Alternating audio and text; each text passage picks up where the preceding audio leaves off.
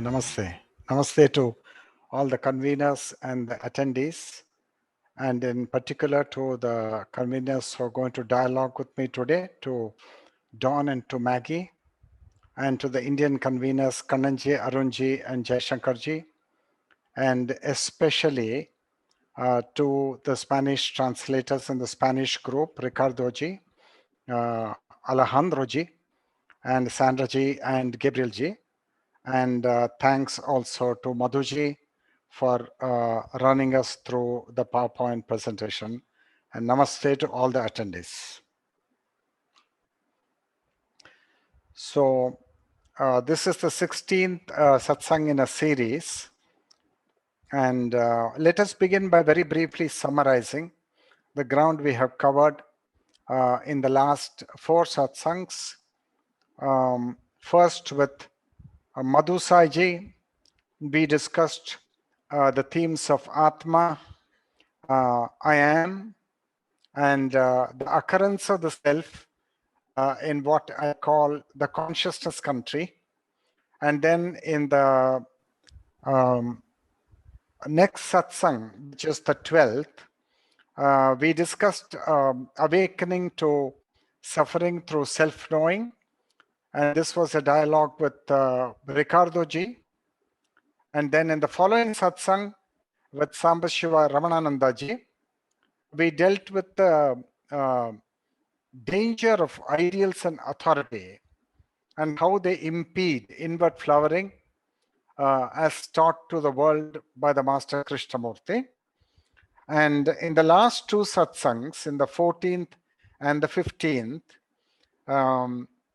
we discussed the importance of being passive and sensitive in a relationship and many other nuances in relationship through a dialogue with Sandra Ji and with other conveners, Madhuji and Ricardo Ji and Ramanananda Ji also joining in whenever an opportunity presented itself. Now, having covered all this ground, today's dialogue is going to be with Dawn Gill,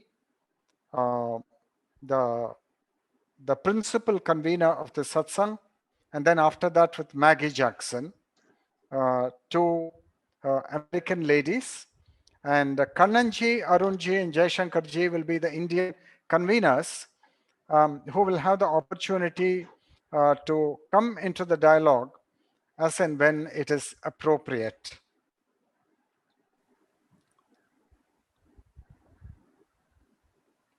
So Madhuji, we can move forward now.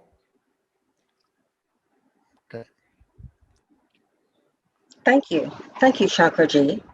Namaste. Thank you and welcome, Dawn. Namaste and thank you. And now I will start my video. Wonderful. So this is such an important sutra and information from the meditations with J. Krishnamurti. And as you know, I'm a yoga teacher, so this is really very key to what do you do with yoga. So in looking at this, as it relates to self-knowing, and I'll read this, and then I'd like to ask several questions.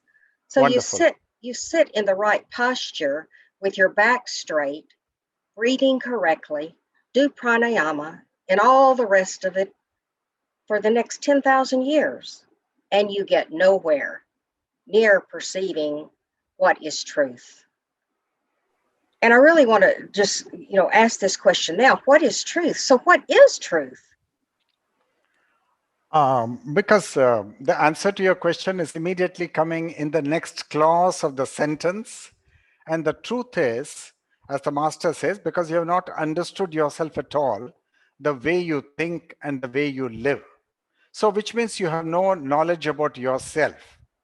That is about all the happenings in consciousness and what the self is doing in the consciousness country. You're completely blind to every thought and to every feeling. And from that, what in yoga you call avidya, from that platform of avidya, you begin to deal with the world. So you're going to invite a lot of sorrow because you're not on the platform of reality. You're not on the platform of truth, but you're on the platform of profound ignorance. Ignorance because you do not know who you are. And then you're dealing with the world, which consists of lot of individuals just like you who also do not know who they are. So that's the problem. So when I teach these classes and looking at the next part, it says you cannot end your sorrow, and yet you want to find enlightenment. And I know here in the West, people want to find that enlightenment on the yoga mat. So point number 4 says you can do all kinds of twists and turns with your body, which seems to fascinate especially people in the West, because they feel it is going to give some kind of power or prestige. So now all these powers are like candles in the sun, and they are like a candlelight when the brilliant sun starts shining. I don't want to talk about number 5 right now, but in point number 4. So what this is saying is I can do all the work that I want to, or ask my students to do all this work on the mat, and they get nowhere. So Go slowly, go slowly, go slowly. You got to take up 3 before you go to 4. You got to go sentence by sentence. The master is leading us. And the third is you have not ended your sorrow and yet you want to find enlightenment. Now, even that is very questionable because you're a yoga teacher and you see a lot of people learning yoga from you. So nobody walks up to you as a yoga teacher and tells you that I have come here to learn yoga and be on the mat because I'm a seeker of enlightenment. Not a single one of the seekers would have had the audacity and the clarity, the clarity to walk up to the yoga teacher and place the credentials on the table to say that I'm looking for enlightenment and can you give me enlightenment through yoga? Now you've got to tell me yes or no. So my classes actually are of an Eastern basis. So when I teach a class, my students actually do come to learn how to look inward on, and I use the mat as one of those ways to get people there. So while that won't end their sorrow, I use various techniques on the mat to bring a person's focus into the room and actually to be able to pay attention to their minds. So, yes, there are a few twists and turns, but it's in teaching them how to get to this sorrow. So, how did you use yoga in your journey to end your sorrow? Okay, before we can go to that, we have got to ask a more basic question. Does yoga address the problem of human sorrow? That's the basic question we have to be daring enough to ask. And in answer to that question, we find that though every religion uh, is intended to deal with the outstanding problem of sorrow, and the religion which has gone the greatest distance in addressing the problem is obviously Buddhism, which is sorrow-centric, which begins with an awareness of sorrow and the importance of ending that sorrow. And ending that sorrow is called nirvana, which is the highest goal in Buddhism. And in the more ancient religion of Hinduism and Jainism, sorrow is addressed. But because they're very ancient religions, they've kind of waned and receded into the background, and they're not lustrous like the whole problem of sorrow is in Buddhism. In Buddhism, it is in the forefront, it is lustrous, it is central, so you can't miss it.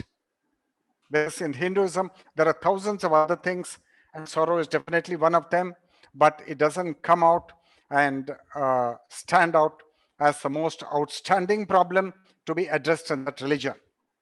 Now, Christianity also addresses sorrow, but in yoga, one does not address sorrow because we've got to go back to Maharshi Patanjali's Yoga Sutras, where the 5 kleshas or obstacles are declared. What are these?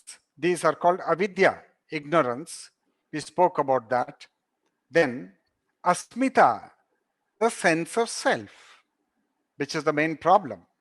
And then raga and dvesha, attraction and or repulsion to various sense objects. And abhinivesha, that is clinging to sense pleasures. Now, these are the obstacles as defined by Maharshi Patanjali, the Yoga Sutras. And unless and until these problems have been dealt with adequately, then yoga, by which we mean really yoking the consciousness of the human being to the source consciousness or the divine consciousness, that's not going to happen. So there is a lot of preliminary work to be done, but sorrow is not addressed, because sorrow is not the problem of yoga. The central problem of yoga is enlightenment, kaivalya. But humanity has forgotten that, because humanity does not read the Yoga Sutras. They are obsessed with asanas and pranayama. A few great masters who are very intelligent, they keep the Yoga Sutras of Patanjali in focus, and there are a number of other yogic texts like Hatha Yoga Pradipika and Geranda Samhita. And the really great yoga teachers, they are soaking in those waters. But there are a lot of other yoga teachers who don't do probably any reading, who are just into action and asana and so on. And for them, the question of enlightenment is not even heard of. So we've got to be aware of the context in which we're talking. And Krishnamurti, coming to Krishnamurti, the awareness of sorrow and the understanding of sorrow and the transcending of sorrow is the essence of the Master Krishnamurti's lifetime work. So we've actually spent several of these satsangs talking about this sorrow and how it's so different in each of us, and this sorrow which brings such trauma into our lives because we don't realize it's the sorrow that's creating this pain and suffering. So in this sorrow, as we're looking towards self-knowing, would you then say that as we learn this sorrow in ourselves, that then we can then begin to take this journey to being aware, and it's not through yoga? No, we are, but Don, we are actually going off the track. We have got to stick to Krishnamurti's passage, and Krishnamurti is actually coming from the perception that there is very little appetite for self-knowing in the world, but there is tremendous, what do you say? There is tremendous prestige for yoga. The world is devoting tremendous attention to yoga because it is something physical. It is something which the sense organs can grasp and see, and something which is even enticing to the self, because the self wants to have a bright face, it wants to have good skin, it wants to have a supple body, and it claims to want to have a silent and a calm mind. So the self comes to yoga with a very acquisitive mentality, that it wants to take possession of these wonderful gifts that yoga seems to be dispensing. So that's why the self is coming to yoga in the first place. Now, in coming to yoga and in saying that I want to have a supple body and I want to have good complexion and I want to be healthy, there's nothing wrong with that. You can definitely come to yoga, and you can put your house in order, as Krishnamurti says, but that is entirely different from becoming self-knowing. Now, to become self-knowing, you've got to study the teachings of the Master Krishnamurti, and those teachings are not already in the Yoga Sutras of Patanjali. They are external to the Yoga Sutras. In fact, self-knowing is external to every religion in the world. And if we have to understand the place and the position of self-knowing, it's something like this. Before 1925, scientists thought Newtonian mechanics described physical reality, the motion of tennis balls and planets. But after the quantum revolution, after 1925, there were two great revolutions, the theory of relativity and quantum mechanics, and both were paradigm shifts. Then the entire perception in physics radically changed. Likewise, with the coming of Krishnamurti's self-knowing into the world, there has been a paradigm shift in the religious sphere. But the religions are very deadened and very anchored to the past, to the traditions. Therefore, they're not quick to learn, like the sciences are very brilliant and quick to learn, because they're fossilized in the past. Therefore, the whole field of religion in every country, in every civilization, they're not quite awakened to the paradigm shift which has already happened in the religious sphere of humanity. And that's the thing we have got to discover for ourselves. And that's what I discovered. And I have been doing yoga ever since my 22nd year, maybe. I did yoga very seriously for 2 hours a day for 8 years. And that helped me enormously. So I'm not going to kind of dismiss yoga as an inferior spiritual pursuit. I will not do that because it's not true to my experience. But what I will say is that yoga does not give you self-knowing. And without knowing the self, yourself, then you will only be in avidya. And there's no way you can get out of the prison of avidya. So to get out of the prison, yoga is not the portal. You've got to turn inward and you've got to study yourself. And that's the new, very gigantic portal that has been opened to the world with the coming of the master Krishnamurti. So that is where the yoga tradition of the world stands, the yoga traditions of India and the practice of yoga throughout the world, and the self-knowing of the master Krishnamurti. These are two different areas, and yoga cannot be, the importance of yoga cannot be diminished, but we must say that yoga will not give you self-knowing. Yoga will give you a supple body.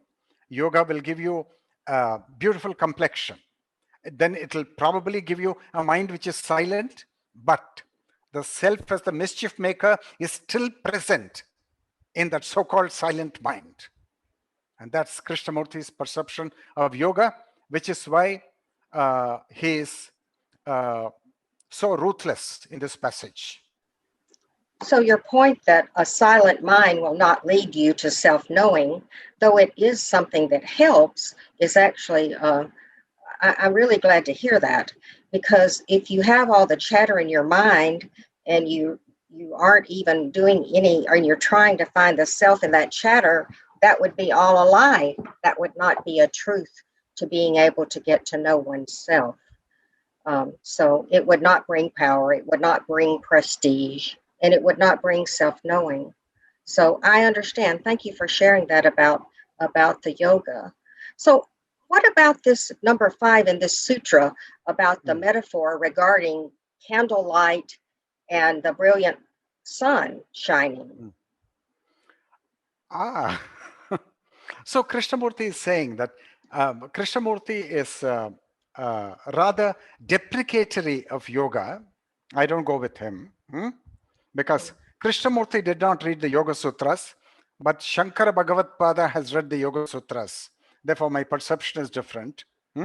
So, for a person who is a mumukshu, who is seeking salvation, now for him, yoga is a vast canopy of the heavens. And his goal is moksha.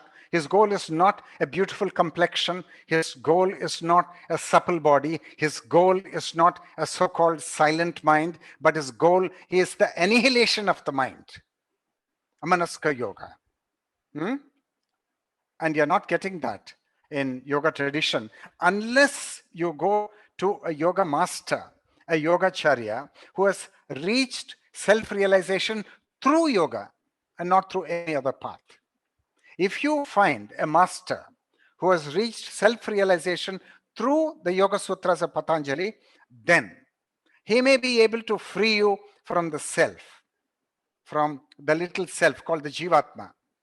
But if your master has not had that self-realization, then it's unlikely that he will lead you to the self-realization through yoga. But yoga can give you a very healthy body. It can give you a fairly quiet mind, but the mischief of the self will not leave you. And therefore, compared to the light of self-knowing, Krishnamurti wants to say very emphatically and without compromising the truth that the light of yoga, as people understand it, because they've diminished the importance of yoga, they've made it a physical thing. They made it a very physical thing. They made it a very materialistic thing. And from that point of view, that yoga is like a candlelight, not the Yoga Sutras of Patanjali. The Yoga Sutras of Patanjali are not a candlelight, but what mankind has made of it, that is a candlelight. And that's a pretty superficial affair. And then the light of self-knowing is because it is connected to the light of the Atma, that is likened to the light from the sun. So Krishnamurti is not compromising on the truth. Krishnamurti is sharing his perception with the world. He's not asking you to go with him. You can accept him or you can reject him, and you can form your own perception of yoga and Krishnamurti as I have done. Be free to do that. So the Atma, as the brilliant sun is shining, becomes the truth in self-knowing as we journey towards that bright light. Would that be true? Well, we have to, first of all, we have got to begin with the light of self-knowing. That is, when you start watching the activity of the self through the light of awareness, because that is the only light we have, the light of awareness, then you see the enormous mischief and the evil that the self is prone to. And there's no outside evil for humanity. All evil is within man. And a portion of man is evil. And this happened right from the fall of Adam and Eve in the Garden of Eden, in a Christian perception. And so Krishnamurti is talking now about self-knowing, which will restore you to a state of innocence. That is what self-knowing will do to you. It will restore you to a state of innocence. Whether that state of innocence further fructifies and flowers into self-realization, that's a different leap altogether. That's a second leap. The first leap is the leap into innocence.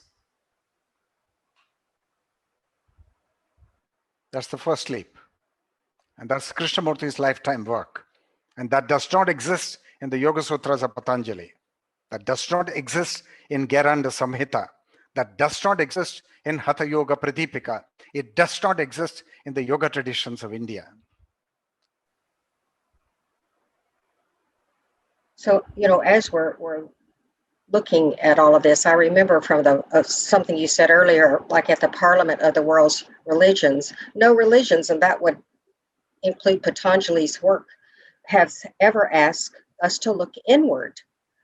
Exactly. And it is in that looking inward that yoga's not going to do it. I mean, religions aren't going to do it. It's something we have to do, to look inward. No. Go slowly. Religions are expected to do it because religion dispenses solace and salvation, two medicines for the soul. Now, the religions have completely forgotten about salvation. They don't know what it is about.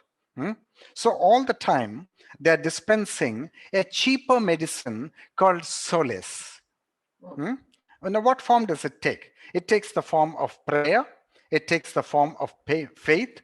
It takes the form of anchoring to a community where there are kindred souls who have the same faith and who believe in the same things. Now, all that is very comforting for the self, but the self is still there.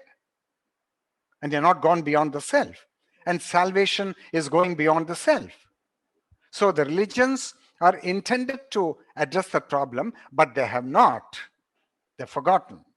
Even Buddhism, which was originally totally intended to go beyond the self, has fallen. Has fallen in today's world, yes.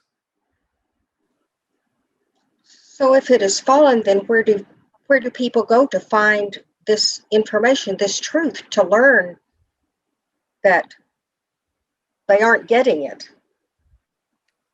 Yeah, you see, Don, if you look around, you find that a Hindu goes to the Buddhist religion, the Buddhist goes to Judaism, and the Jew may goes to Islam or may go to Christianity, and a Christian may go to Judaism, a Christian may go to Hinduism.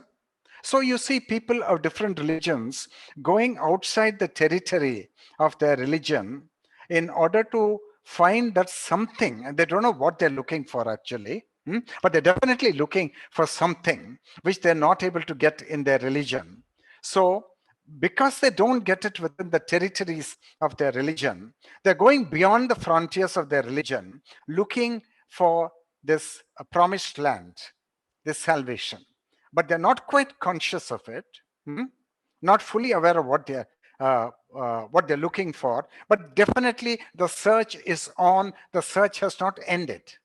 And it's going beyond the frontiers of one's own individual religion. And it's taken a rather bizarre form. And now you say, I don't want religion. Don't talk to me about religion. Now I only want spirituality. Now, to me, this is a lot of nonsense. So going back to Krishnamurti and point number 3, it says, you have not ended your sorrow. So they're looking for this enlightenment or this peace or this answer, when in fact it lies in that sorrow based on what Krishnamurti is saying. When you end that sorrow, you get that peace. You've got to end it. You've got to understand it. You've got to find out how that sorrow arises, how the tumor of that sorrow, cancerian tumor of that sorrow, how it arises and how it is sustained, and when and how the tumor can be dissolved. Now, that's a personal research question for every seeker of truth, for every mumukshu. And unless he goes behind it, giving his life, he's not going to find the answer. You got to give your life for it. Then you'll find it. So I will say that this is why I am enjoying this Satsang webinar so much, in learning how to address my sorrow, how I have addressed some of it, but I have some more sorrow that I need to look into, to sit with as I journey to my self-knowing. You're very noble, because the very fact that you're so humble and you're able to have the integrity to say to the world that sorrow is definitely there, and it has not been kind of extinguished.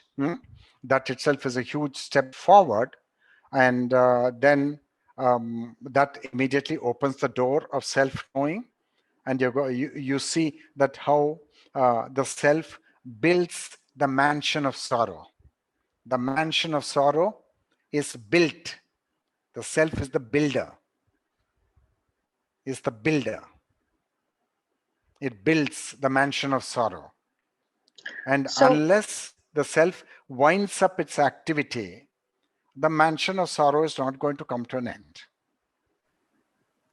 So what I've found is, like, I think that there's just this one sorrow that I have, only to realize that the more I study and read J. Krishnamurti and I sit in these Satsang webinars, that I realize it's not just one big sorrow.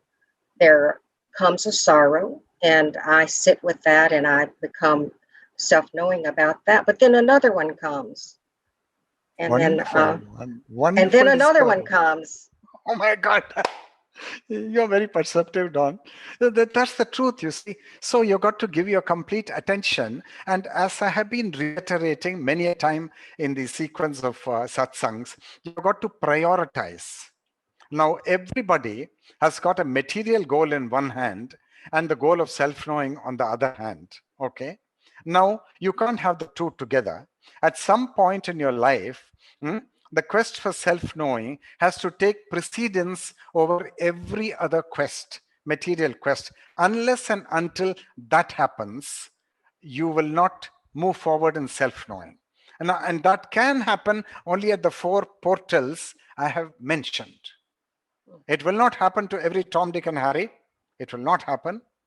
It will happen only to people whose uh, divine architecture of destiny has thrown them at the doorstep of those 4 or 5 portals. And if they're fortunate to arrive at the doorstep of those 4 or 5 portals, then they're tremendously blessed, but they will think that they're accursed. because it's a huge misfortune, and they will label it as a misfortune. They don't know that it's a blessing in disguise. They don't know that. And you can go back to your own life. You know that it was a blessing in disguise. Correct? I've had lots of unexpected blessings that actually came in the form of deep sorrow. Exactly. What a wonderful blessing. What an opportunity for me Exactly. to sit with that and realize that it was so much for my good in Exactly. my journey. Exactly. And if you were to have the opposite perception that you're unfortunate because of this visitation of sorrow, then are you not closing the opportunity and closing the gates to flowering in self-knowing? Yes, definitely. And it would, in another way to put that, it puts you back to square one, to the Exactly. beginning, Exactly. as So we've opposed got to. to, absolutely. So we've got to spread the message loud and clear that every misfortune is a blessing in disguise, and it has to be taken seriously, and one has to turn inward. But I find the turning inward such a rare thing.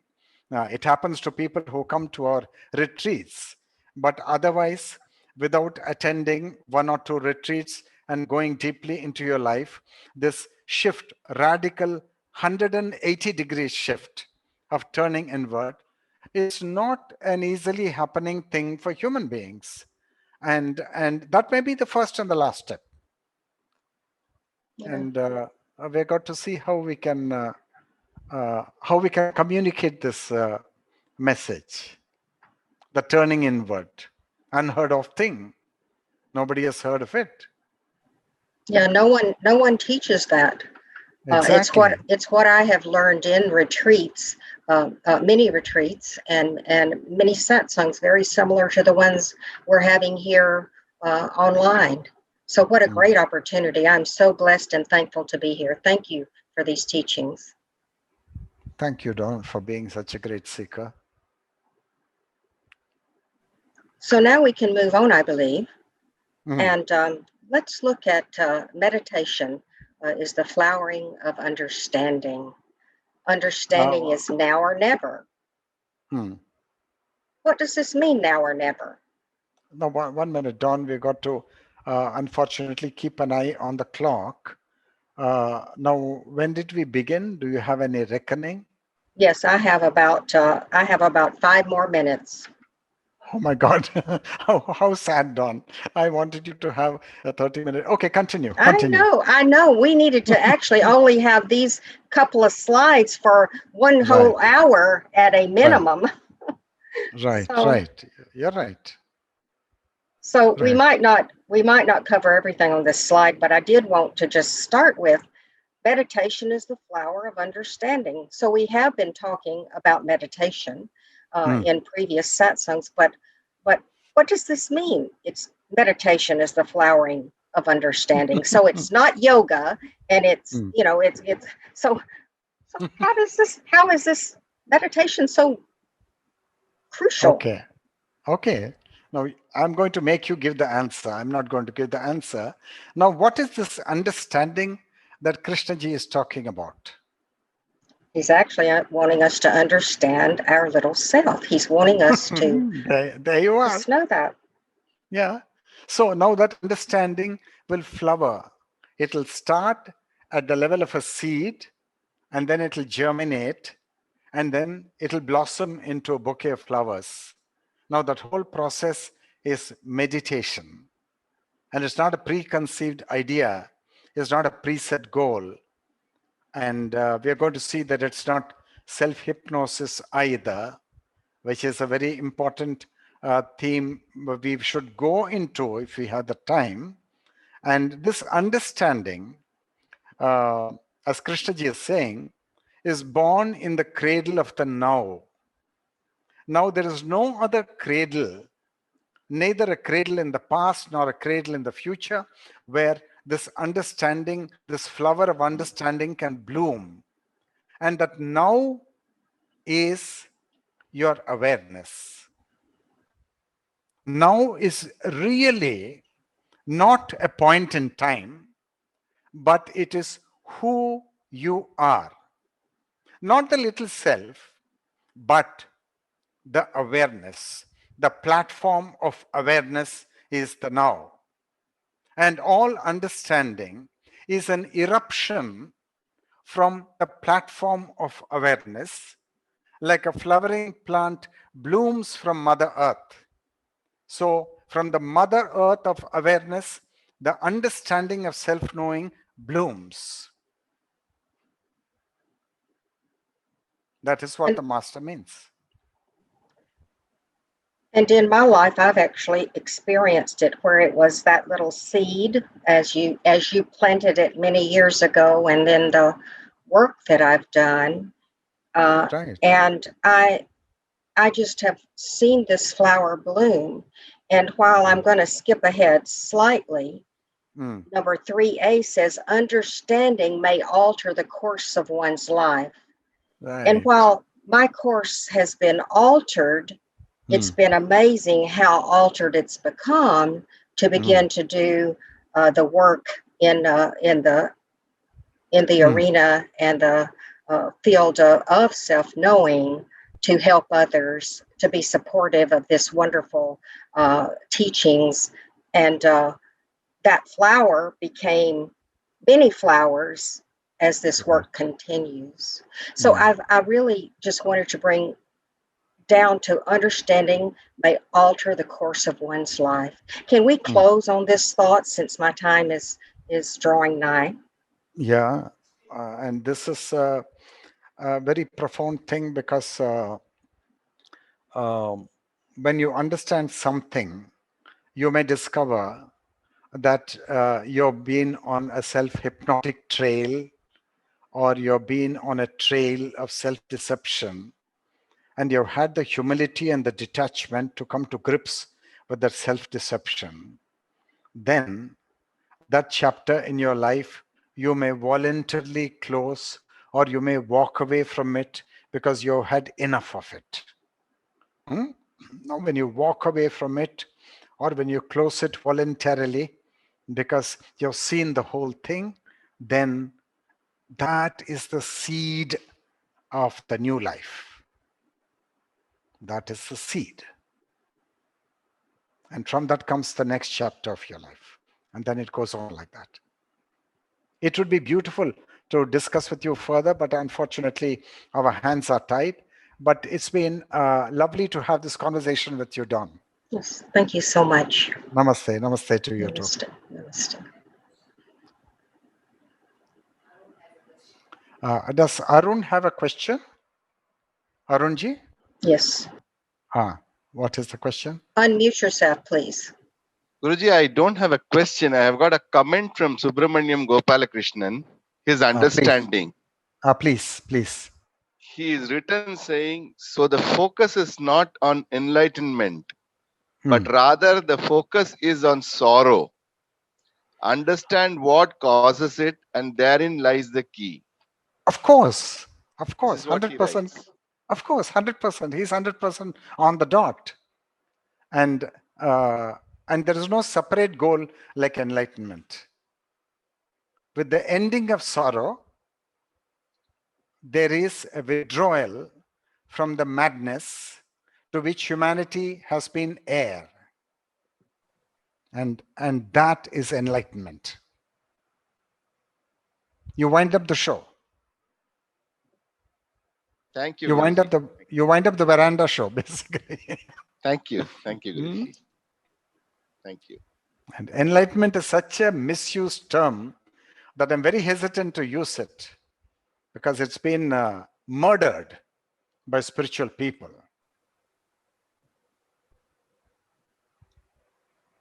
That's it. Thank you, Guruji. Thank you. Thank you.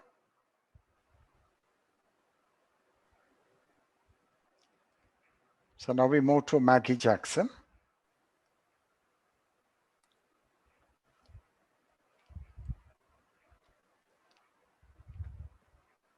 Maggie, welcome and namaste to you. Namaste to you as well, Shankarji. Wonderful. I am honored to even be able to have this conversation with you. So I thank you. And I thank the rest of the group as well. I'd like to begin by reading this entire sutra and then diving deeper into each one of the segments, because I think the context is important first when you look at it holistically, and then we can take each one of the components in and of itself. Okay. Right. From J. Krishnamurti's Meditations, and that is this wonderful book that I keep very close to me because just when I think I understand something, I go back to it and I say to myself, I need to revisit that. So it's definitely a lot of work. So meditation is understanding thought, and what is important is not controlling thought, but understanding it. Understanding the origin, the beginning of thought, which is in yourself. That is, the brain stores up memories. You can observe this yourself. You don't have to read books about it. If it had not stored up memories, it would not be able to think at all. That memory is the result of experience, of knowledge, of yours or of the community, of the family, of the race, and so on. Thought springs from a storehouse of memory, so thought is never free. It is always old. So I want to go back and unpack this now with you. And, I so enjoy these sessions because after you revisit it, there's an aha moment that you just don't realize that I missed something. I totally missed it. So first and foremost, this whole notion of not controlling thought, but rather understanding it. So can you elaborate a little bit more on why it is important to understand it rather than control it? And the reason why I ask this is, you go into meditation, and if you are trying to control it, it's almost as if we are trying to let the self get back in charge instead of stepping away from it and understanding where it's coming from. So can you unpack this a little bit for us? Yeah. Please? Thank you, Maggie. And first of all, it's a real pleasure to have you on board here and to dialogue with you. Now, most people, if you talk to them, you'll find that they don't want to come to grips with certain recurring thought patterns within themselves, patterns of feelings within themselves. They would like to take all those so-called ugly thoughts, so-called beastly thoughts, and dump them in hell, so that they are very pure beings. You understand? Yes. Now this is the quest. This is the spiritual quest. This is the trail on which humanity is coursing. But if you go a little deeper, that's the superficial picture that we have. Then great masters like Carl Jung, they say that spiritual growth will happen if you integrate the demonic thoughts with the good thoughts. So I'll quote a phrase from Carl Jung. He says, "You do not become enlightened by imagining figures of light, but by making the darkness conscious."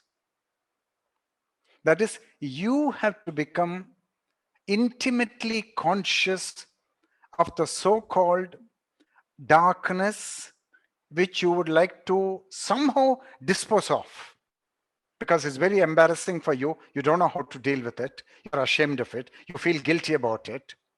And you always tell yourself, I'm not that ugly person which the thought reveals.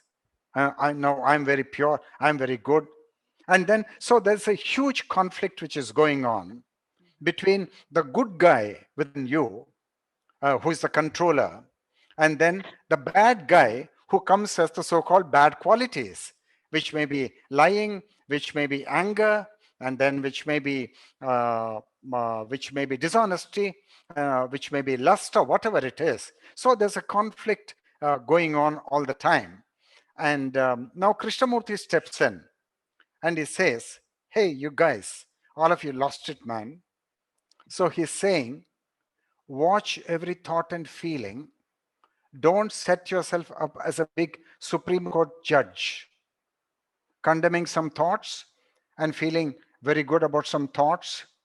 Now, in watching dispassionately, and he calls the process choiceless awareness, you're going to understand the mystery of thinking and the mystery of thought.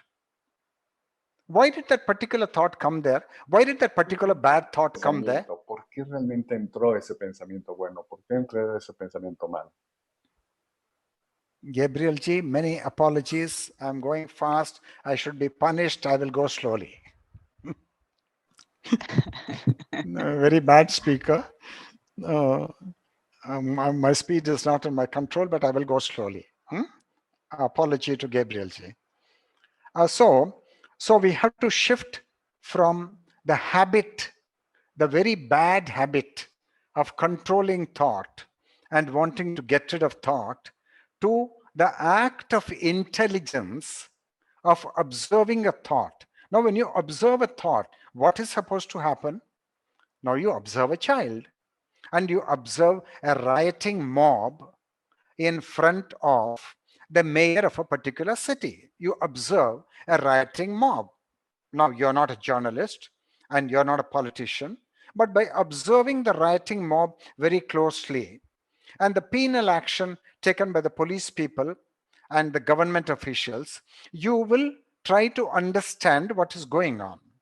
Similarly, by observing the fugitive thought, the thought that is ashamed of itself, you will discover a whole lot of things about yourself in the act of intelligent observation. But if the observation is lacking in compassion, and is not an act of intelligence, then we will learn nothing from it. Right. So now this is a huge shift. Whether you want to be a policeman of your thoughts and you are the so-called good guy and you want to be the policeman chastising every bad thought, or do you want to understand consciousness with its contradictions? Now, Krishnamurti is asking you to get on the trail of understanding consciousness with its contradictions of divine and demonic tendencies. Now we got to come on the trail. Krishnamurti is putting us on the trail. And as we go deeper into that, we will find that conflict will entirely cease when the controller, through learning, gives up his dissipative activity of controlling other thoughts. There's a controller who is the fallen manager.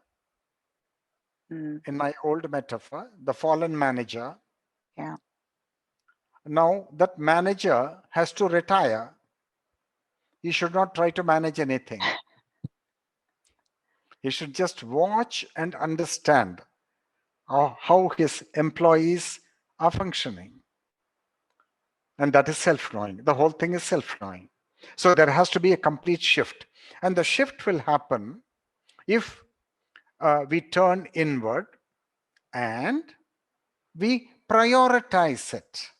And you can't prioritize it at any time as you wish, but an opportunity will come at a certain point in your life.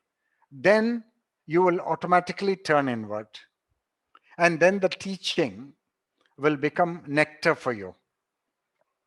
Not until then. Then you find yourself at one of the portals, and then you begin to understand yourself. And that's a huge, that's like getting out of the prison of conflict, and you become free. Right. So going on to, thank you for that. So going on to point number 2, understanding the origin, the beginning of thought, which is in yourself.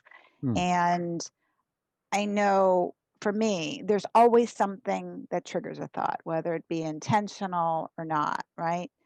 And this kind of goes hand in hand. Well, it all goes together, but with point number 3, as far as, you know, our brains store up all these memories. We don't have to read any books about it. Our life journey is filling these memory books. And so in looking at this and trying to understand what this is telling me is that, okay, you've got thought. I don't want to control it. I need to understand it. And I know for like my life experience, I have family members, which for whatever reason, some of them are better than others. And if I'm not careful about watching my thought and I start to control the thought, then there are other behaviors that I exhibit that, you know, are not good. And so I have to remember my beginnings, where this is coming from, and just watch it and let it go and not be so upset with myself that I had these not so good thoughts about these family members versus right, versus I fall off that wagon of understanding, and then the little self tries to get in there and control it, and before you know it, it's turned into this yeah, exactly. Just like, just go away. You are not in charge here. Go away. Get off the bus. So, you know, it's so interesting, and our brains are just such that we just absorb more. We can easily jump from one life experience to another without even being aware that we've shifted. And based upon our prism or the glasses through which we're looking, our thoughts can be either good or bad or ugly or you know, just wonderful. And yet I can't judge it. I have to understand why it's coming this way and watch it go through rather than responding to it. So Right. Yeah. Right. You've got to be the scientist who looks through his microscope or telescope.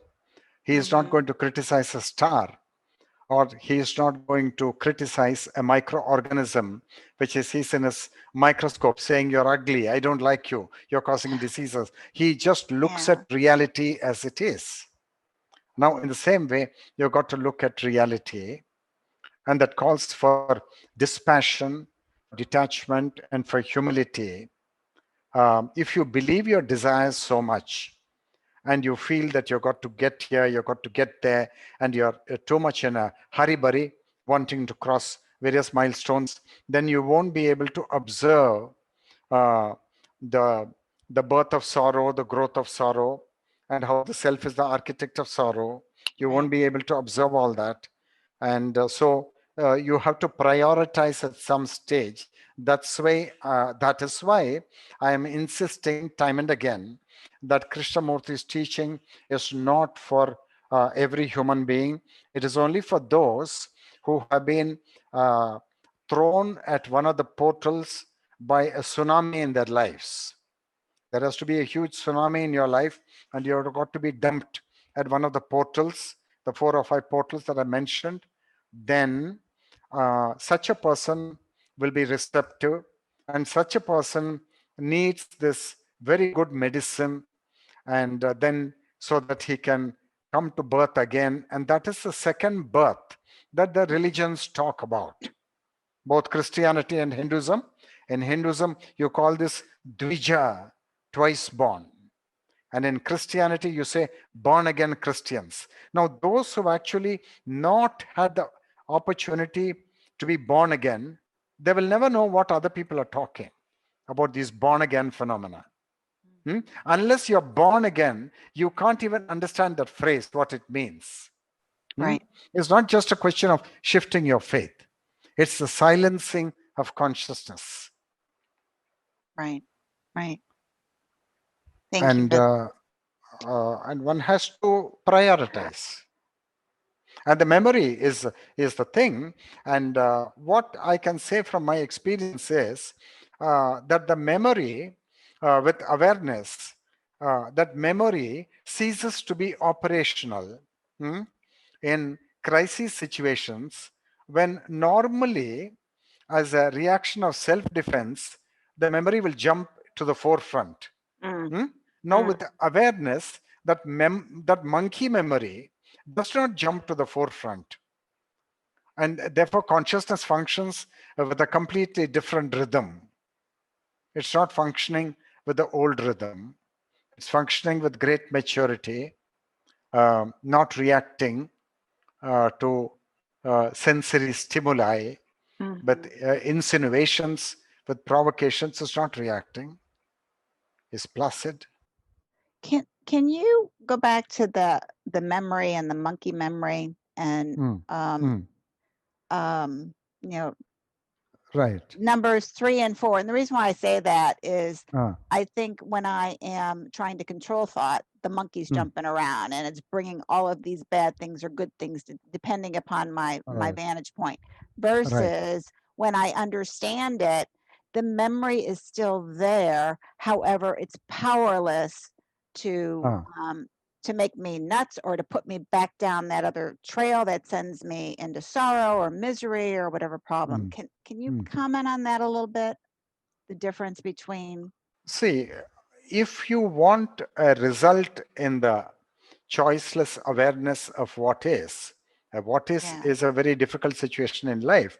Now, somebody told you by accident that you start watching the behavior of the self in the crucible of the what is.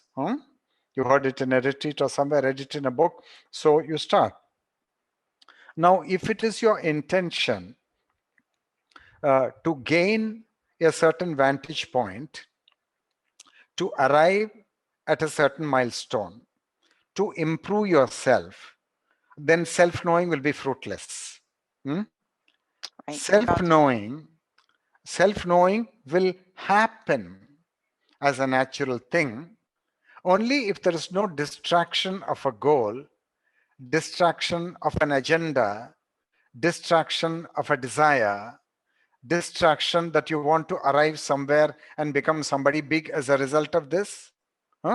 Only then this self-knowing can happen. And so you have to renounce the whole survival mechanism of wanting to arrive somewhere instead of being rooted in the present. Now you've got only 2 options. Either you're rooted like a king on his throne, and the throne is the now, and that now is yourself.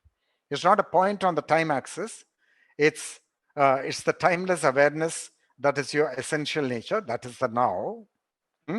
Now, either you're there or you are shooting into the future or remembering the past.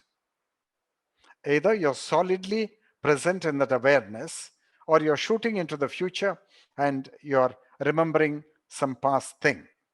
Now, if you are completely desireless and you understand the importance of understanding yourself, not overwriting yourself, not improving yourself, You must give up the desire to improve yourself. You must give up the desire to become a better man or a better woman. Then you will be in a position to observe. And the moment you observe without any ulterior motive, then you will be able to understand why a particular thought has come. Now, let's say some person has got a persistent thought. It's like an itch with which he is born, and the itch is fear. Another man has got um, um, an itch by birth, and that is the itch of lust. So he remembers his life from the time he was 13 years, 14 years, 15 years. Now he's 65, and that lust has never left him. It's a ghost which is sitting on his shoulders. For another man, it is fear. For another man, it is dishonesty. For another man, it is telling lies. So now the self takes all of these macabre forms, and we just have to be very compassionate to that self and not condemn it, not criticize it, but be very compassionate and watch it and learn about its the birth of its idiosyncrasies, where from they originate. And then maybe you have to have the realization that by divine architecture, I am a very fearful person or I'm a very evil person. That realization may have to dawn. And for that realization to dawn, should you be silent or should you not be silent? I think you have to be silent. You just have to understand from where it comes. Just have to understand. Right? And nobody condemned you. God did not condemn you. No. God You did not made say. me. Only you are condemning yourself. Right. Society may condemn you, but God does not condemn you. Because if God condemned you, he wouldn't have created you in the first place. Right. So that whole perception is in your thought and in your eyes. And Yeah. so you need enormous compassion to deal with yourself. Enormous compassion. And once you have this enormous compassion, then self-learning will start. Thank you. So I think we've talked about points 3. You know, I'm curious as to why Krishnamurti positioned this line the way he did. If the memory of the brain had not stored up memories, it would not be able to think at all. And I chuckled to myself as like he was not making a joke, but it's like if it didn't do that, it wouldn't do anything at all. And it's almost like a play on words because the brain does more than think. I mean, it's just incredible. So can you help me understand why he would say it like that? It's like, no, he's telling you, see, there's a huge contradiction here, Maggie. Now, on the one hand, look at the sciences, look at information technology, look at space science, look at quantum mechanics. Right. Now, science is going at an accelerated pace. Okay. Every year, half a dozen Nobel Prizes, every year, mind-boggling inventions, mind-boggling discoveries, and the religions are suffering from the disease of sterility. There is no creativity in the religious field, but in science and technology, because there is no authority, they are infinitely creative. And they're continuously expanding and blossoming. Now, you think science can happen without memory? no. Because you've got to remember the previous equation, you've got to remember the previous laws, you've got to remember that sodium behaves like this, like chlorine and potassium behave like this. So mankind needs memory. Point conceded. You can't throw that away. You need all of your scientific memory. You need all of your technical memory. You must know how to drive your car. You must remember how to apply the brakes. Okay? But in interpersonal relationship, okay, two people, you and somebody else, your sister or your mother or husband, whoever it is, now you're relating, and then they hurt you on a previous occasion. Now you're seeing them again. Now, is memory if it springs into action, is it going to do havoc Or is it a good thing that memory becomes operational, that you approach your adversary remembering, now he did me harm, I'm not going to forgive him, he's a villain. Now, are you going to approach him with these thoughts which come from memory? Then you're doomed, right? Yes, you're You're absolutely doomed. doomed. You're So setting yourself obviously, up. Yeah, you're setting yourself up. then you're finished. Then Yeah. you're finished. You become a negative person. You become a negative person. So your memory should not become operational in these circumstances of life. Now, first you've got to become aware of it, and you must have this in your awareness that in the functioning of the memory machine, something is pathological, and that the memory is jumping out of the box where it ought not to jump. That's the monkey. That's the monkey, yeah. That's the monkey. Yeah, Yeah. it ought not to jump. Yeah. Hmm. Put the Now, mouse on this way. as you study the self and as you keep watching the self, which is yourself only, then you will find that these memory monkeys, they stop jumping, and the memory will be Right. factually there. You will know that that person made that unkindly remark, but you will not even use the adjective unkindly because there is no emotional charge left. Right. And isn't it true that depending upon the circumstance and the depth of that experience, that you can perfectly fine in one situation, but then in another you just totally lose it. And I know I find myself that, and then I get so upset with myself because I know exactly what's happened. But that Yeah, little right. self got back on the throne and said, "Oh no, you know how she's going to do that to you." So, and then it's this vicious circle of, I'm like, I don't want to be on this train anymore. I don't want to see this movie again. I'm tired of going through this. So, Right. So what you do? What you do is, so you're watching. So now you find as you're watching that the maturity has not yet come, the silencing of the consciousness has not yet come. Hmm? Now you yeah, keep on watching. You keep on watching. And but you don't criticize, you don't correct, you don't bring in the yeah, ideal, you don't tell yourself you got to reach that goal there. No, no such thing. No. No doctoring, no tampering, no tinkering, no agendas. Just keep watching and yeah. learning. So it's constant practicing, it's constant watching, and not being so critical of ourselves Oh my when God. Critical, right. then you're finished. Then you're Yeah, finished. You're exactly. totally finished. Well, and even understanding that, it's like, oh my goodness, why am I thinking that again? That you're falling off again. Get out of here. It's just like, I just, Yeah. that's what I said. It's exhausting to go through that again. It's just like, No, no, no, I don't wait. want. No. Wait. Yeah. Okay. It will be exhausting only if you make effort. Only Okay. if you have a goal. Yeah. Only if you have set yourself an agenda that you will reform yourself. Okay. But if you throw away the goal, hmm, Just that you watch want to it. become a better, yeah, just watch it. Then Just there's watch no it. question. No, there's no weariness.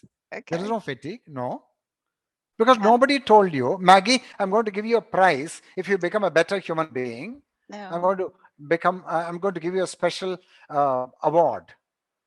Nobody is doing that here. You just Well, understand and yourself. the funny thing too is that when if I'm not watching and I start to let that little self get back involved, then I feel like I'm covered with this algae again. It's like I'm going back to the algae man. I got to get out of this. I'm trying to control it. It's this, Hmm. and I know it takes a lot of. I don't mean to a point of fatigue. It's a lot of work. It's a practice, and it's a way of living that Right, you right. wake up to your point about this. Waking up again is the realization that I'm self-sabotaging. I'm doing this to myself. I don't need to be controlling it. I just need to understand it. Exactly. That's it. You need to only understand it.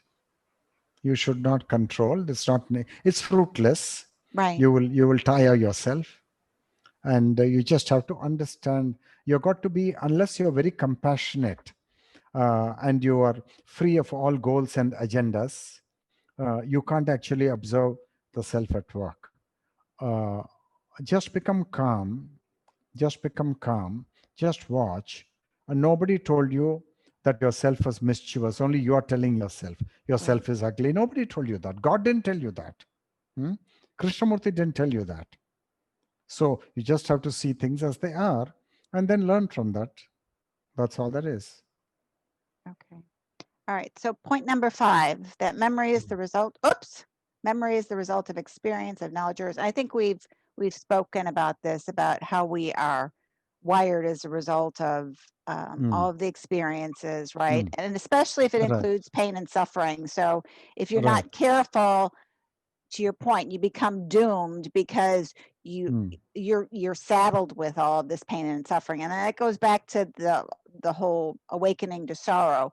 Once you realize that you've been the architect of this, and if you fall to that again, you're going to fall back into that vat of pain and sorrow. So can you comment a little bit? I mean, okay. You see, you're harping on, Maggie, you're harping on pain and sorrow. But there is also another phenomenon in consciousness, because the self gives you two things. It gives you immense pleasure. Yes. And it gives you immense pain. It gives you both, correct? Yes, okay? yes. But and the sad thing is, you want only pleasure, you don't want. Yeah, but even, to your point about pleasure versus pain and sorrow, and the pain and sorrow, what I went through to come to that aha moment. It just brings it'll bring tears just to me, because how freeing it was to finally understand that, to finally understand it. And yes, you want joy, and yet at the same time, joy is joy, but is it without the pain? You can't understand the joy, and I'm not a joy seeker either. I don't know exactly what I'm trying to articulate, except for the fact that joy is joy, and there's no so much joy that I want to go through all that pain and sorrow again. I just want to. Yeah, but you want a closure on that pain and sorrow. That will happen if you've drunk the cup of suffering to the last drop. Right. Then it's not coming back. You've got to drink it till the last drop, the cup of suffering. Then sorrow's ended. Sorrow's ended. And then you know how sorrow is created. You got that understanding, you got that knowledge. And the self creates sorrow. How? By craving and by running away from pain. It creates the sorrow. Now, the very pursuit of pleasure will inevitably create pain. You know that. The very pursuit of pleasure. If you have a very pleasurable moment and then you die to that pleasurable moment, knowing that it will never come again, okay? There's the pain. Then the pain comes. Yeah. If you can just die to that very beautiful moment of pleasure, then the pain will never come. But you don't die, you carry it on your back. And you say, I want it again. And then you're not going to get it, because its recurrence is not promised to you. It depends on so many factors. And then the pain comes as a result of that. So you've got to learn everything. And I think the main lesson in all this in Krishnamurti is that you can live life without unnecessary thinking. That's the main lesson. You can live life with very little thinking and with constant awareness, which gives a radiation of intelligence. That awareness radiates intelligence, and that intelligence can deal with every problem. You don't have to think. That intelligence will handle every problem of life. There's no necessity to rack your brains as to how you're going to solve a particular problem. That's an uncalled for thing. Okay? And so you must know that for living the life of a human being, you don't need too much of thought. To do science, you need a lot of thought. To do management, mathematics, you need a lot of thought. Technology, a lot of thought. Yeah. But as a human, in a family, in a community, I think a relationship is magical if thought doesn't operate. Right. Okay. And that is innocence. That is innocence, where that memory won't operate. You know that, have you seen children? Yes. Even when they get hurt, they forget it very soon. Oh, yeah. Yeah, you know that, It's right? wonderful. It's wonderful to be Wonderful. around that innocence. Correct. Exactly. They Okay. don't remember it and say, Mommy, you did this to me. They don't say that. No. Right. All right. So the last thought on here is that springs from a storehouse of memory. It's never free. It's always old. And my only comment on this is that, you know, I think this goes along with life, right? We experience so many different things. We have so many memories. And his point here about, is he saying where thought is never free? It's never free because it's always tied to a memory or an experience. And as we live each day, it becomes older because we continue to add to it. So Right. So it's stale. Yeah. It's very stale. Yeah. It's very, very stale. And the now alone is fresh, ever fresh. Right. The now alone. And you cannot get it back, right? You can't get the now back. It's be there in the moment. Be there now. It's always there. It's always there, Maggie. It's always there. And that's not a point on the time axis. That is who you actually are. Right. So and thought, all your thoughts, they're like mosquitoes and flies. They're a damn nuisance. Yes, okay? they are. Yes, they are. And wasps too. We don't like wasps either. So in the interest of time, I know we have another slide to go through. So Yeah. There's No, actually half an hour. Half an hour There's time. questions. Yeah. There's half an hour questions. Yeah. So you have about 5 more minutes. Okay, perfect. This is, Let me just read this because I think maybe you can summarize it very nicely for us. The foundation of righteous behavior and meditation. And I apologize if I'm reading fast. To understand what meditation is, one must lay the foundation of righteous behavior. Without that foundation, meditation is really a form of self-hypnosis. Without being free from anger, jealousy, envy, greed, acquisitiveness, hate, competition, the desire for success, all the moral, respectable forms of what is considered righteous, without laying the right foundation. So I think he's like re-emphasizing you have to be rid of all these things, right? Without actually living a daily life, free of the distortion of personal fear, anxiety, greed, and so on, trust, things of that nature. Meditation has very little meaning. And so if you know, as a Christian, righteous means in truth and for the right purpose. Otherwise, if we don't set the right stage, right, we're kidding ourselves and we accomplish nothing. And no. Go slowly. Go slowly. Okay. So if we don't approach it, with the right mind, for the right purpose, instead of we got a purpose in doing this, or you know, this is the outcome we're trying to accomplish.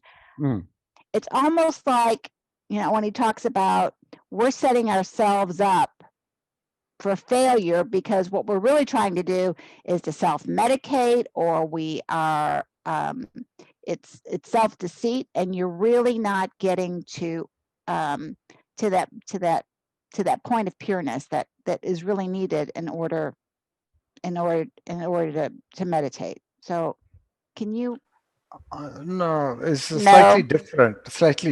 Okay. See, there is mainstream society. Right.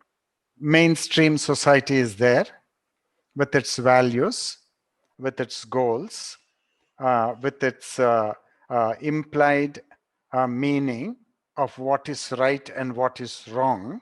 Okay. So society gives you a certain mandated righteousness. For example, anger and jealousy and envy and greed and acquisitiveness and hate and competition and the desire for success are all mandated by society as righteous things. It's right to compete. It's right to desire to be successful. It's right to be greedy. It's right to be acquisitive. It is right to hate somebody if he kills your father. Then it is right to get angry on bad people. It is right to be jealous of your wife's lover. It is right to be greedy for a bigger income. Now, society mandates you and gives you a tick mark. It says, go ahead. Now, if you actually violate it and got away from anger, got away from jealousy, got away from envy, got away from greed, got away from acquisitiveness, got away from hate, got away from competition, got away from the pursuit of success, you think society is going to give you an award? They're not going to take a second look at you. Okay? Now, by indulging in all of these glorified righteous things, you are building the self. The little self. You're building the self. Yeah. Okay. In indulging in every one of this. So Krishnamurti says, unless you dump everything, you don't qualify to meditate. You don't have a qualification. Because you amassed a huge pile of the baggage of the self in every one of these reactions, in anger, in jealousy, and society will defend you. Society will say you're quite justified in doing that. Society is not going to tell you that that is unnecessary. And with that baggage, you're not going to be able to meditate. That is Krishnamurti's point. So so even a righteous person, he points an accusing finger at somebody. He said, he did that to me, so I'm going to hate him. Okay? Krishnamurti is saying such a person cannot meditate. Finished.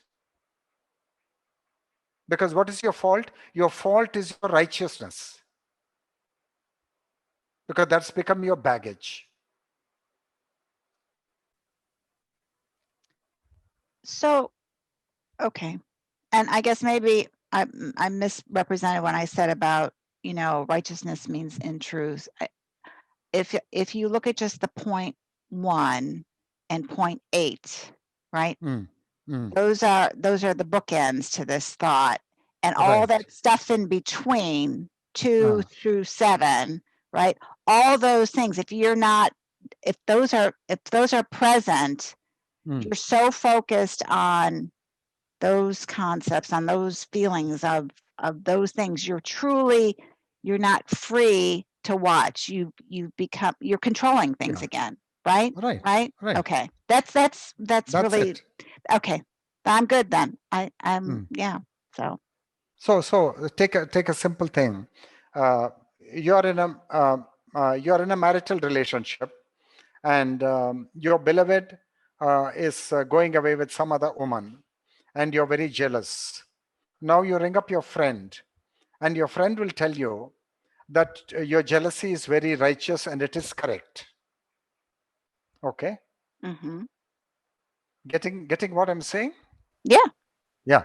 Now, so long as that jealousy is there, that envy is there, you cannot, you do not have the silence to meditate. Correct.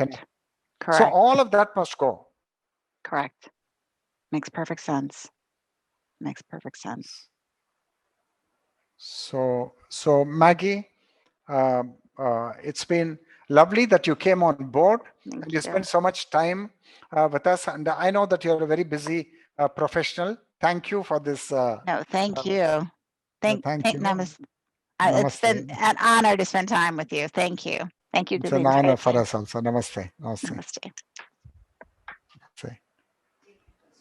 So Dawn, I think now we can move to the questions. Yes, we will do just that. And There's one question from Suma. It's a meditation discussion. Righteousness is still judging one's actions. Self-knowing is not. Is this true? If one is judging one's actions, then there's no self-knowing, right? That's the question? Yeah, so exactly. Yeah, then obviously there's no self-knowing, because you're constantly sitting in the seat of judgment and you're saying something is right, something is wrong. You're caught in duality. There's no learning. There's no watching.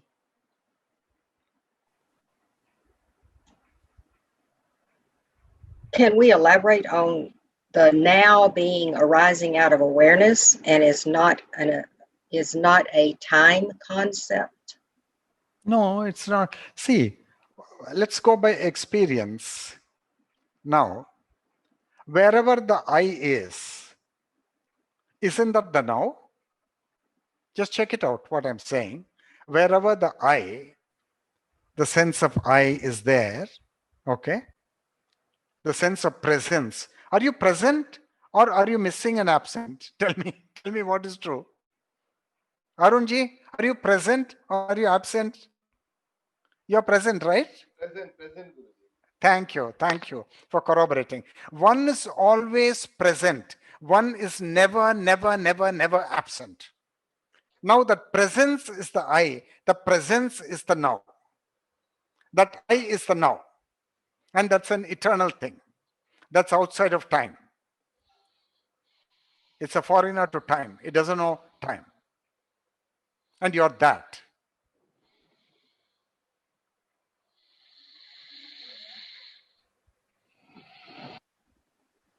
This is who you are. You're a king.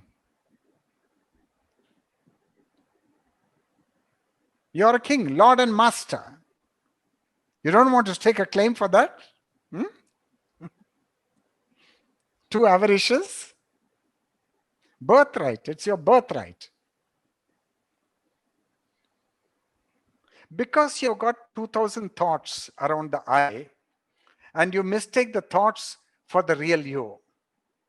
Once you start peeling off the thoughts, peel off all the thoughts, then the I in its nakedness will make itself presence felt as the now.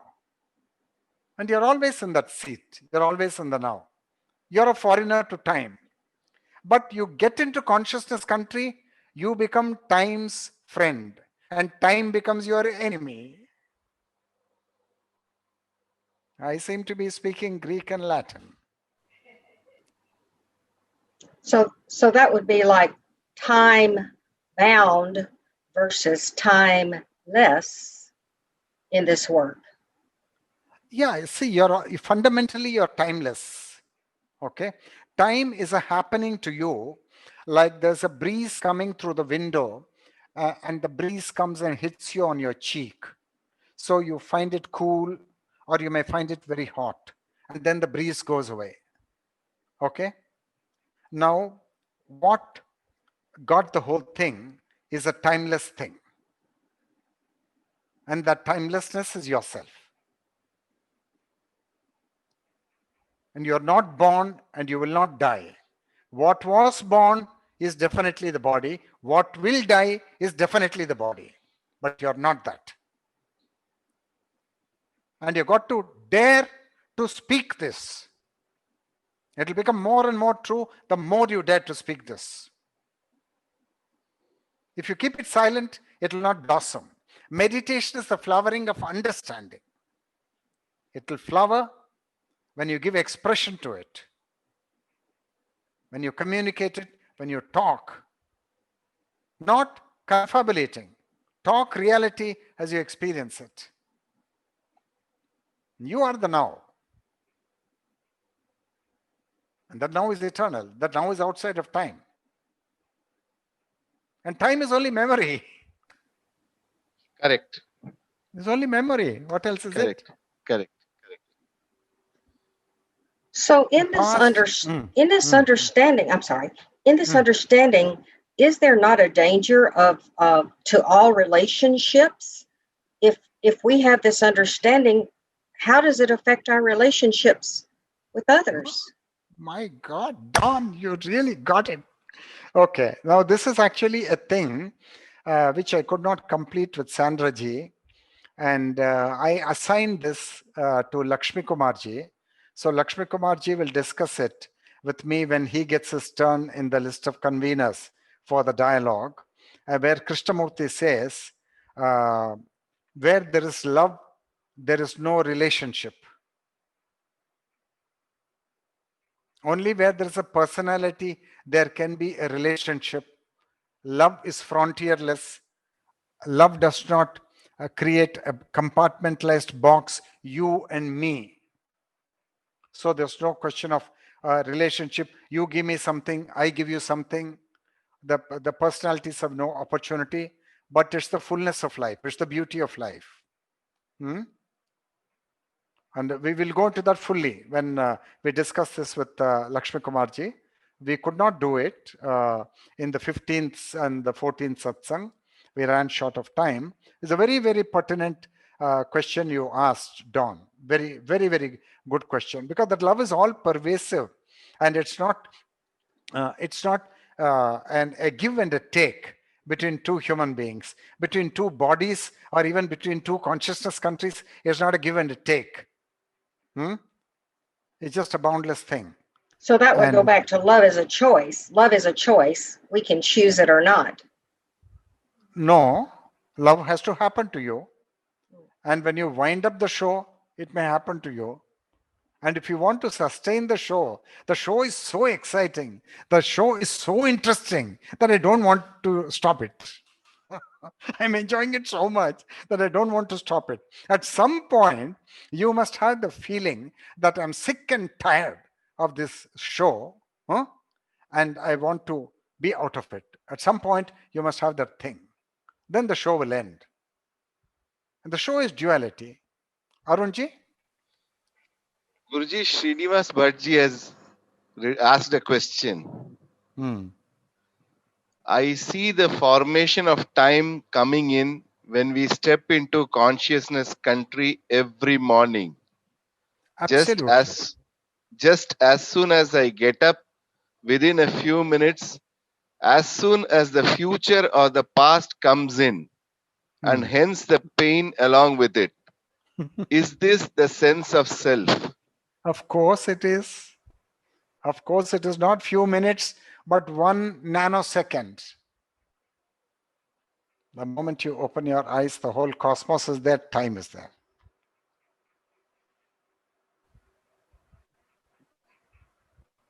So that is right. That is right. And in love, there is no relationship because it's completely boundless. Relationship is you give me something, I give you something. It's only then there is a, you say, first time I heard the word relationship, I was actually shell-shocked. And my daughter's young, as you know, and one day she used a particular expression. We're sitting in the sitting room and talking, and Gayatri said, he is in a relationship. Then I burst out laughing. I said, what is this horror? I never heard of such a term. Huh? So from my point of view, it's a very laughable thing. And see, the word, now there is the word love, which Krishnamurti uses. Okay. Then there is the word love, which is used in Bollywood, in Hollywood, Bollywood, and in the marketplace, and in the cinema field, and among teenagers. Now, there's no connection between these two words. So we actually got to create two words for that. These are not the same words. They're entirely different phenomena. And similarly, the word yoga also is, we have to be very, very careful about words, because words mean different things to different people. And we have to use them very, very carefully. Otherwise, language will fool us. First the senses fool you, then thinking fools you, then language fools you. So words will fool you. So the wise man keeps a safe distance from all words. He is skeptical of all the words.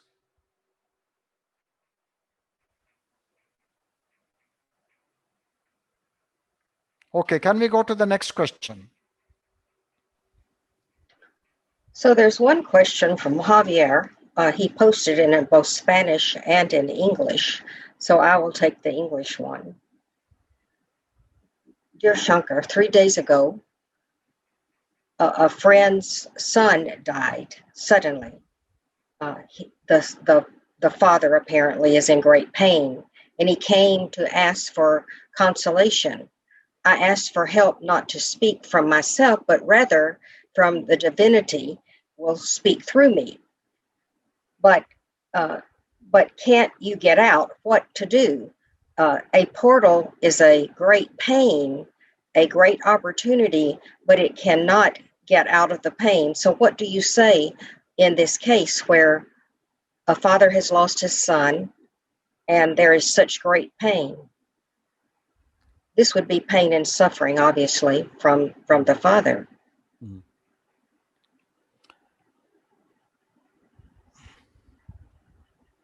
He has to wake up to the reality of life. The reality of life is that human life is fragile. It is uncertain. What exists today will slip through our fingers tomorrow. It won't exist. And what does not exist today will just manifest out of nowhere tomorrow. That's the nature of life. Anything with the senses see is unreliable. It is impermanent. That's the teaching of the Buddha. It's impermanent. So he has to. So this death of the son, which is very premature and is a very shocking thing for him, has to be an eye-opener. He has to be an eye-opener. And he must start taking an interest in the unsolved mystery of life and mystery of the divine. This is an initiation for him into the mystery of life and the mystery of divine. But most people will not enter into that mystery. Why? Because you're slaves of success. Because you're too materialistic. You don't want the truth. You're very shallow people. You're satisfied with success. So if he is serious, this is an initiation for him into the mystery of the divine and the mystery of the human drama. A young lady consulted me a few weeks ago, and one of her younger brothers passed away in a very unfortunate circumstance. And the lady told me that was a complete turning point in her life. She was never the same person again. That one incident, it was death in the family. But we are thick-skinned. We don't wake up. Any number of misfortunes, we don't wake up.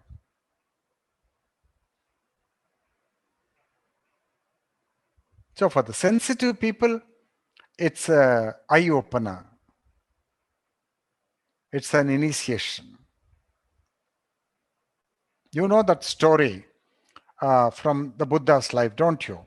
That somebody went to the Buddha and said, we've had a death in the family. Then the Buddha sent him on errands. He said, go and find out a house where there has been no death. And then it's a very long-winded teaching given to fools. So the man went to hundreds of houses. Then he came back. And he said, in every house there has been a death in the last 10 years at some time or the other. And then the Buddha said, what is your complaint? You have not been singled out for this misfortune. This is the nature of human life. Because you're shallow, you don't wake up. You want consolation. Some placebo medicine you want.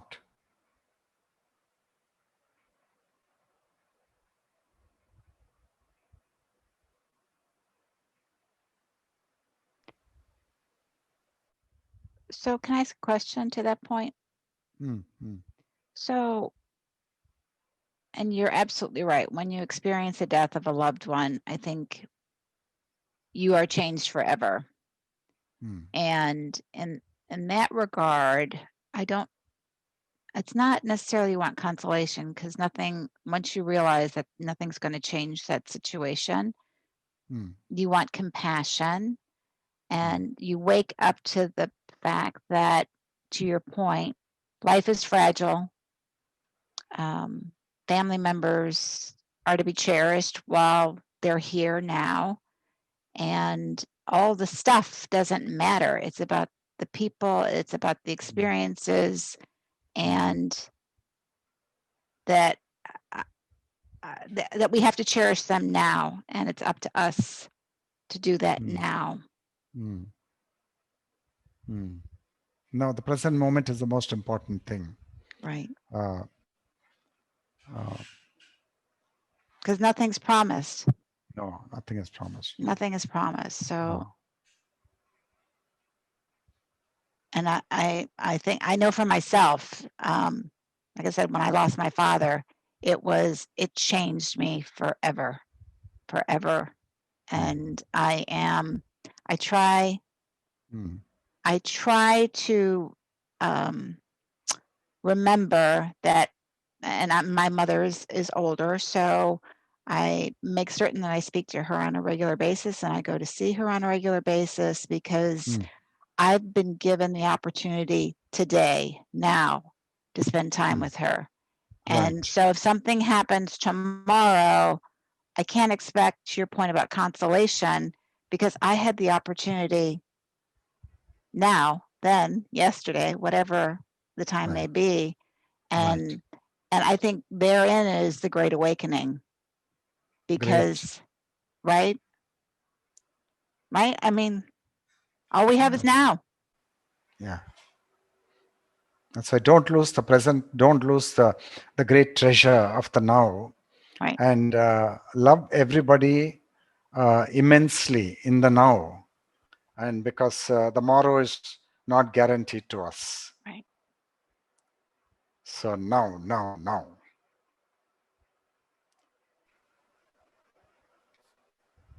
Dear Shankarji, I have one question of Spanish people. Is Natalia Isaacson says, Dear Shankarji, the suffering really cease, or is a continuing during the whole life? And the only thing we can do is hold him and observe him every time it appears? It's a question. And the other question is, what happened with the physical suffering? Thank you. Yeah, good questions. Very good, Natalia ji. Very good questions. Suffering will end if you're serious and if you prioritize. And if the divine has pushed you at the threshold of one of the 4 or 5 portals, if you've landed there, the tsunami of life has brought you and dumped you there, and then you're very serious and you got Krishnamurti's lifetime work, then you start watching the self. And I say from my experience that the cancer of sorrow will go away for sure, 100%. It won't be there at all. But physical pain may be there, because when you get a physical cancer or physical disease, like Ramana Maharshi had cancer of the left elbow, and Ramana Maharshi said, "Oh, I'm so amazed that there is such a pain in this cosmos," because the pain was impossible to describe.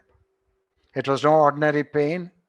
It was not a pain which human beings could tolerate, but it was on the body of the Maharshi, and the body was experiencing it, and there's no self there to experience it.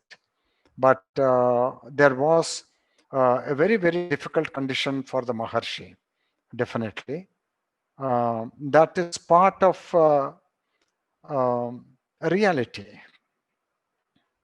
reality, human reality.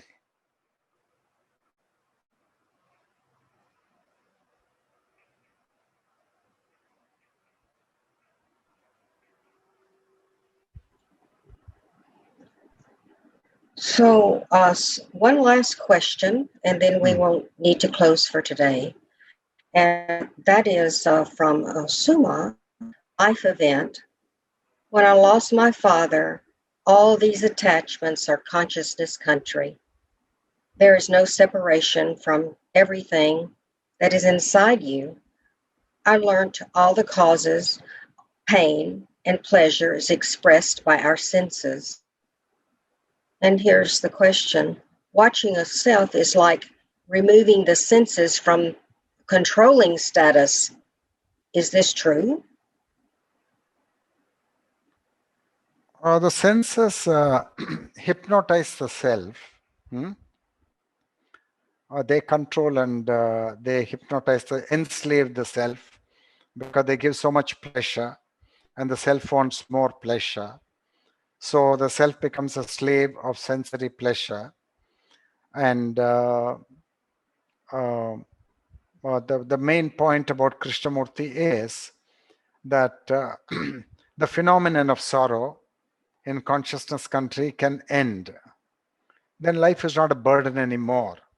Life becomes very mysterious and becomes a very creative thing. It becomes a very, very creative thing.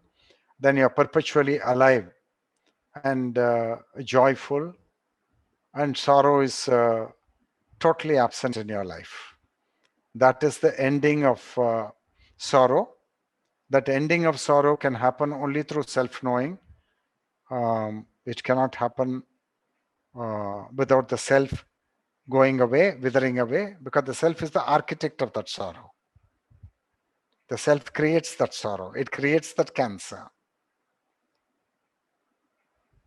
And you people think that life without the self is very difficult or impossible, or that you can't survive. Nothing of that kind. Nothing of that kind.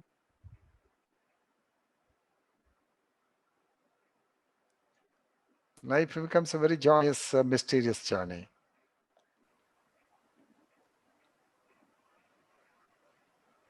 So, thank you so much for just another wonderful satsang, just very in-depth, helping us. And actually, my next question was this: what is our homework? This is the homework. Think about Hatha Yoga and self-knowing. Then don't control your thoughts, but try to understand where the thinking is coming from.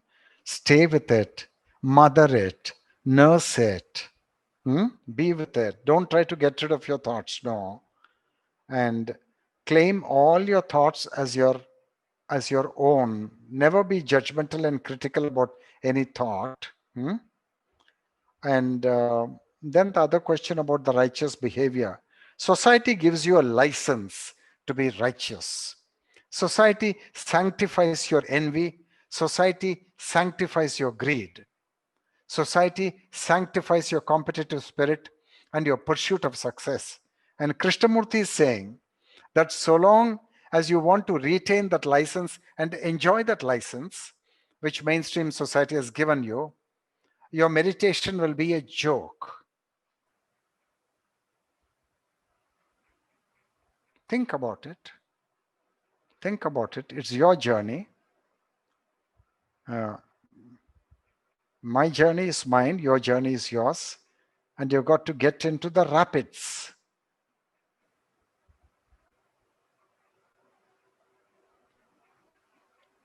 So we need to get in the rapids even if we can't swim. Obviously. You have to be swept away by the rapids. Bad news? Not? Oh no, it's good news. Good news, yeah. Because it's in those rapids that you learn to swim. Well, thank you so much. And Thank you. Thank you. Thank all of you, all the conveners and all the attendees. Thank you. I'm grateful to you. Namaste. Thank you.